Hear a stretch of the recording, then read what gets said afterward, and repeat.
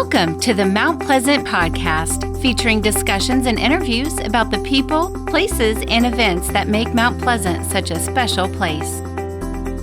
This is the Mount Pleasant Podcast. I'm your host, Brian Cleary, and all thanks to the great people of Mount Pleasant Magazine, I get the honor, the privilege of introducing you to Mount Pleasant, the people who make it such a special place to do business, to work, and even to live. We're introducing you to Mount Pleasant's best on the Mount Pleasant Podcast. It's a place that's been part of major motion pictures. Celebrity weddings have happened there, but it may be someplace that you drive by on Long Point Road or look over from Highway 17. When's the last time you made a visit to Boone Hall Plantation? You know, this isn't a place just for tourists, and it's our subject today on the Mount Pleasant Podcast. Brian Cleary, joined by the general manager of Boone Hall Plantation and Farm, Jim Westerhold. Jim, thanks so much for taking your time to talk about what I know is a passion for you. Lots of people here in the Lowcountry have come in from other places, Ohio, say. They may not know a lot about Boone Hall Plantation. Could you give us a little bit of a history behind the plantation? Yeah, Brian, well, thank you for that. It's definitely a goal of ours to entice locals to see what tourists see every day. A lot of tourists see every day. And so the history is probably the biggest part here that we would like for our locals to get. And that is history that starts in 1681. So well over 300 years of history right here. And it starts with the history of these live oaks, this beautiful Live Oak Avenue that are 300 years of age, and history from then up until now. And of course, that includes the history of the enslaved and Gullah and the Gullah culture. And then we can talk about the movies that you referenced, Brian. The Notebook, for example, is one of them, and talk about all of the other ins and outs and history that occurs at Boone Hall over the past years and still occurs today. Lots of history at the plantation, but you guys always have something going on. Tell me about some of the newer things. Maybe if I haven't been to the plantation and farm in a couple of years, what might I see that wasn't there in the past? As you enter down this Live Oak Avenue, one of the first buildings you see now is the gin house, which was originally constructed in the 1850s by the enslaved, but was boarded up and braced up for 17 years in the early 2000s. A year and a half ago, we opened it back up for tourism, for history presentations. Downstairs is a museum. Upstairs is a very nice historic event space, and we added bathrooms. And so very nice welcome center now that we formerly did not have for 17 years. And so that building is quite an attraction, and it by itself can take our visitors through an hour, the hour of the first visit. On the event side, we've added some more events over the last couple of years. One coming up in February is Black History Month. And that whole month is special presentations for Black history that put on by the local community engagement.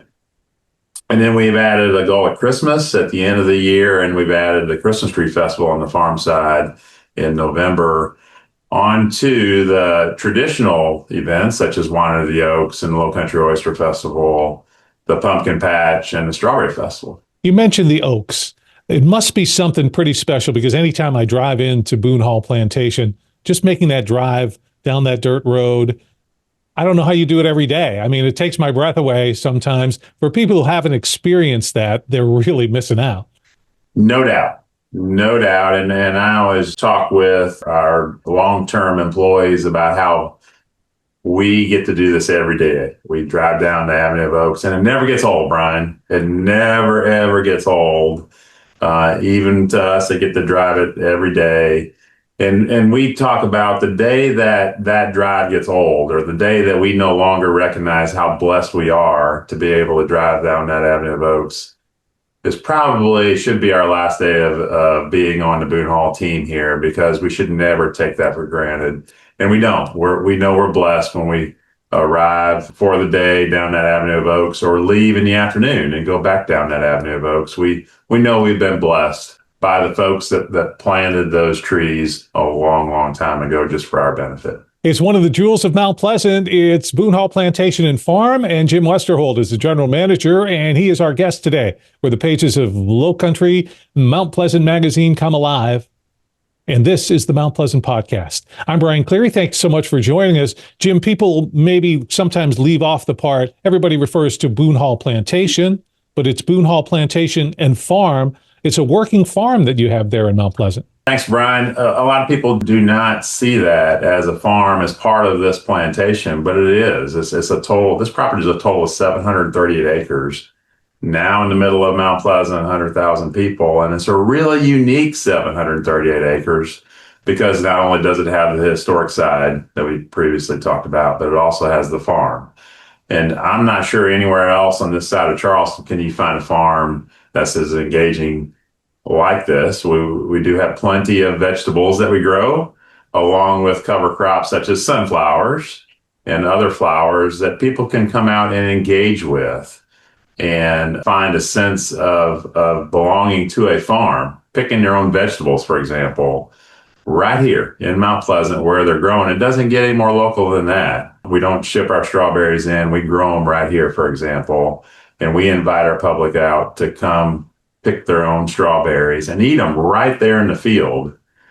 And that's what we really find our pride in, and our enjoyment is seeing children, specifically children who may have no other ties to where their food comes from, to being able to pick their own produce and eat it right there off of the branch. Been there, done that. You pick strawberry. That's an annual thing my wife and I love to do. So if you're driving up Highway 17, that's where you get a really good shot of the farm part of Boone Hall, at least some part. I mean, over 700 acres. Obviously, you got a lot of ground there. But one of the newer buildings is Willie's Roadhouse Market. Two things about that. Explain who Willie is, and then talk a little bit about the market as well. Also a great topic that I love to talk about, Willie McRae. Willie was 1 year old when his parents bought this property in 1955.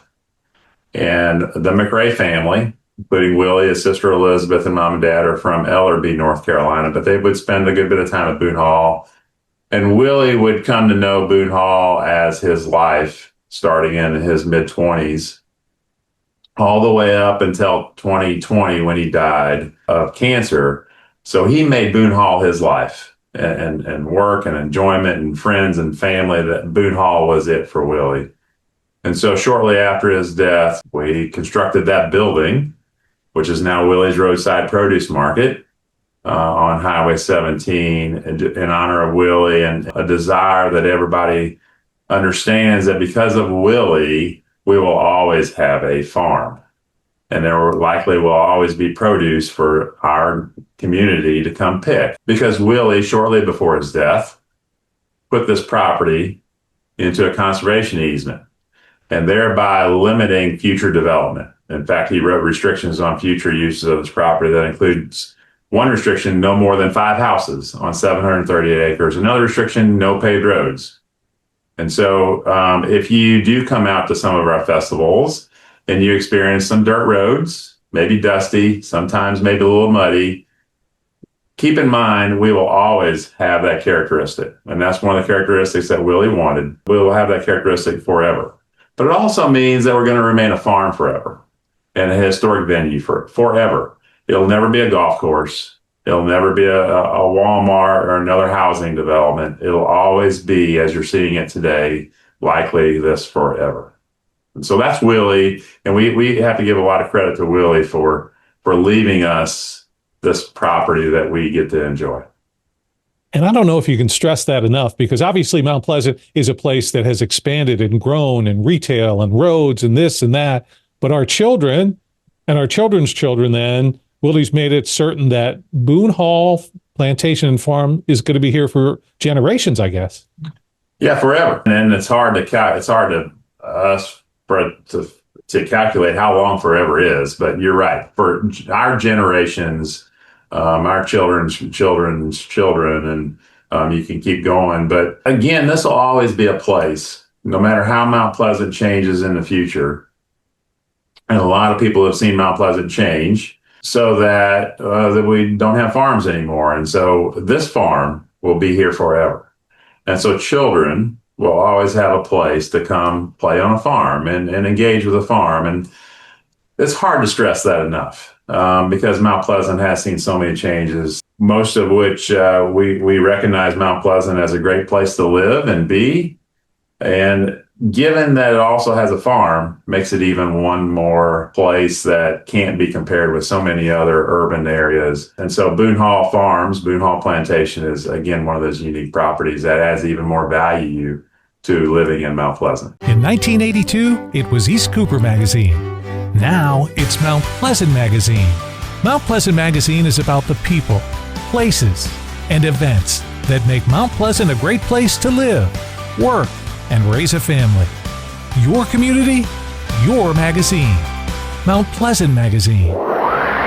You're listening to the Mount Pleasant Podcast. You read about it in the pages of Mount Pleasant Magazine, and then we get to go a little deeper here in the Mount Pleasant Podcast with me, Brian Cleary. Thanks so much for joining us. Jim Westerhold is the general manager of Boone Hall Plantation and Farm, and he is our guest today. Jim, let me find out a little bit about you personal. Let's go to the hard questions first. Carolina or Clemson? Where do you land in that battle? Well, I have a master's degree from Clemson, and so I'm a Clemson diehard. My daughter is graduating from Clemson in 2 days, and so even though my wife went to Carolina, she is outnumbered now. And me personally, Brian, a hardcore Tigers fan. If I'm going to get one piece of produce from Boone Hall on your recommendation, give me one. Yeah, it'd be our strawberries. They're really hard to beat. What is unique, I think, for all of our vegetables, and everyone should know this, is they're all planted by hand, all maintained by hand, and all picked by hand. Wow. And so there's a lot of time and effort and expertise that go into all of our vegetables. But the strawberries are the one that are riskiest through the winter. And through a lot of new funguses and diseases that are hitting strawberry farmers really hard these days.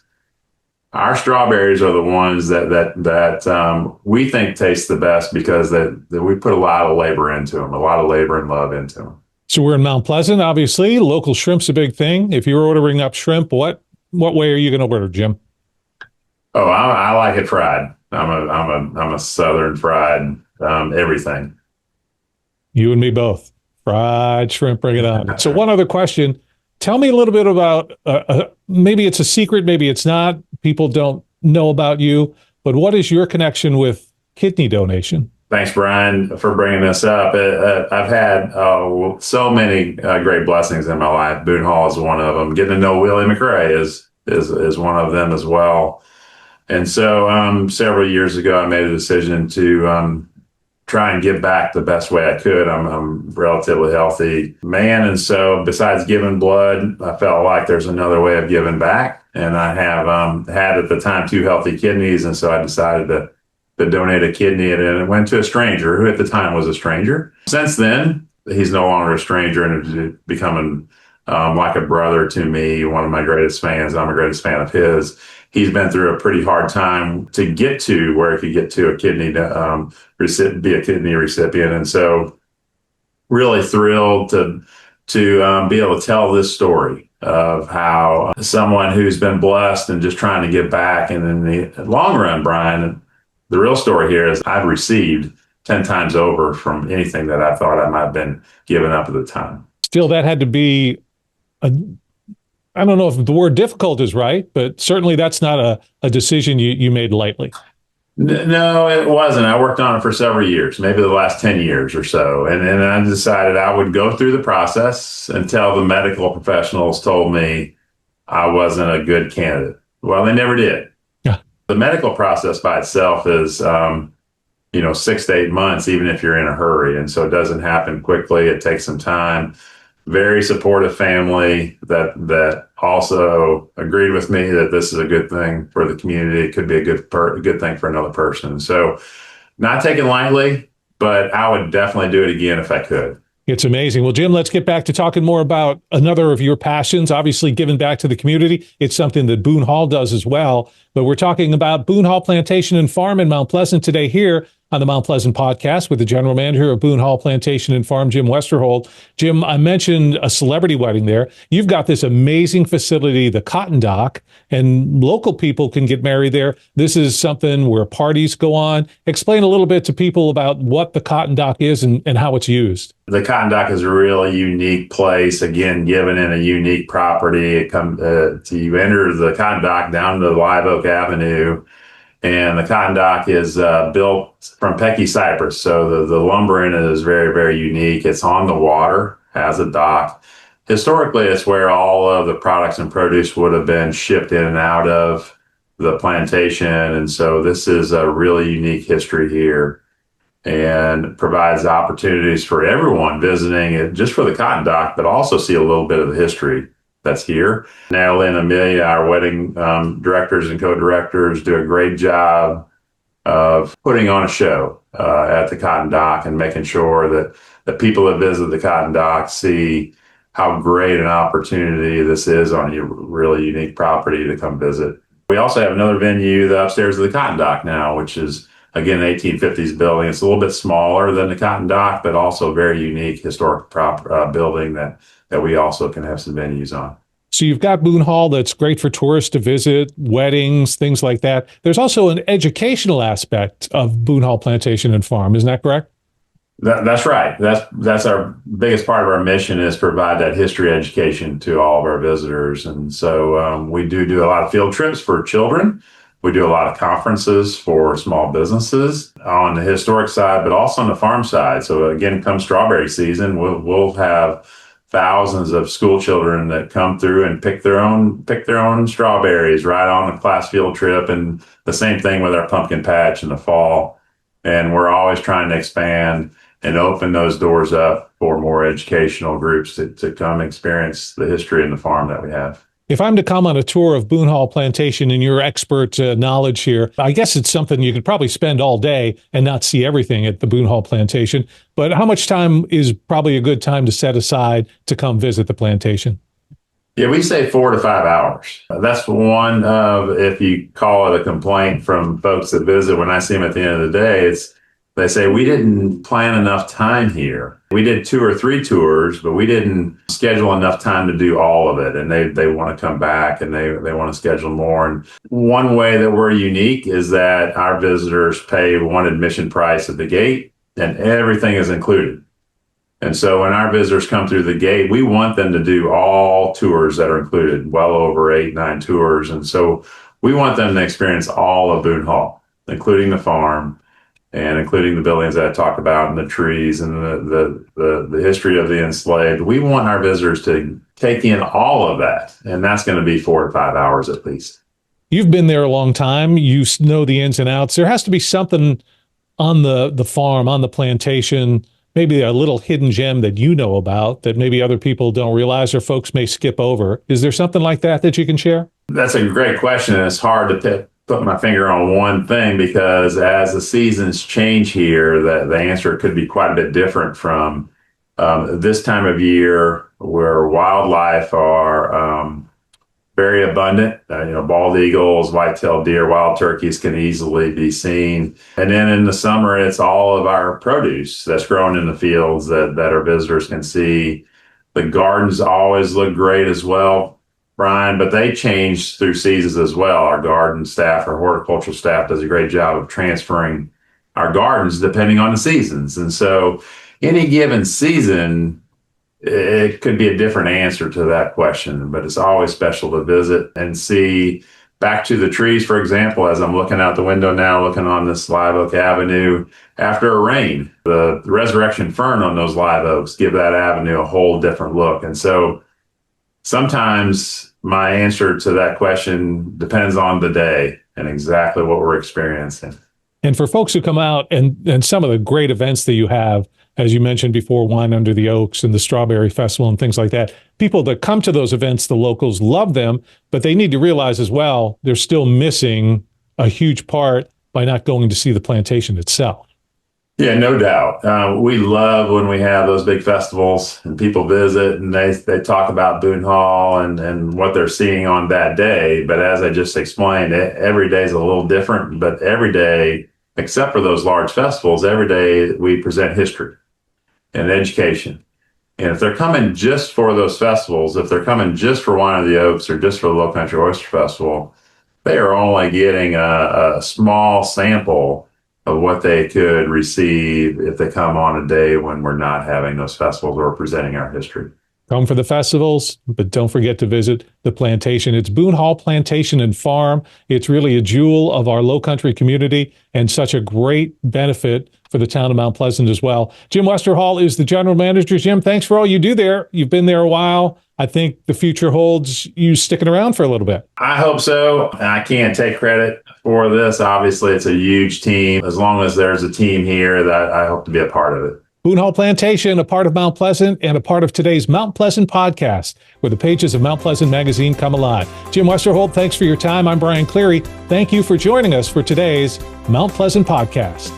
Thank you. Thanks for spending your time with the Mount Pleasant podcast, your community, your podcast. Listen to past and future episodes at mountpleasantpodcast.com.